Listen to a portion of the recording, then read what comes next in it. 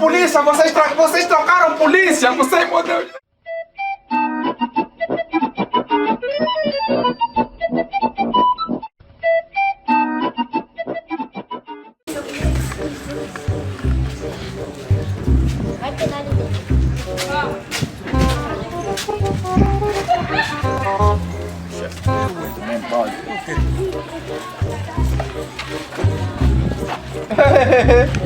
Olha, nem sou puder, tá aí pra nós. Boa tarde.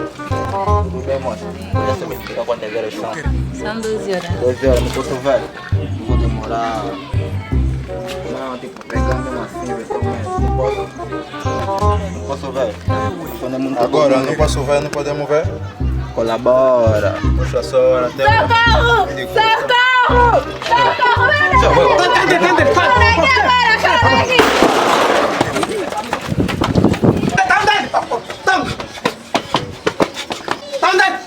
Fala a ideia. Tá muito agitado.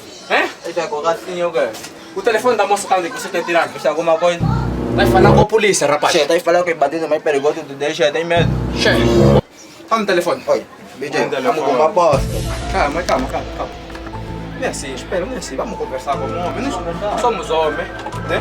Somos homens. Não, eu não sou homem, eu sou mulher, não tem a ver com cabelo grande. Eu sou feminino. Eu sou polícia, mas também sou pessoa. Nós podemos chegar a um acordo. Tá bom, você explica. Eu também socorri, meu irmão. Eu corri, porque também eu vi que ela gritou. Eu não corri porque é minha vontade. Esse meu trabalho me exige isso. Tá bom, então Agora, é o seguinte. Sabe quantos telefones? só levamos um. Me dá som. Vamos só Só levar um, como é que vamos Só usar? se um.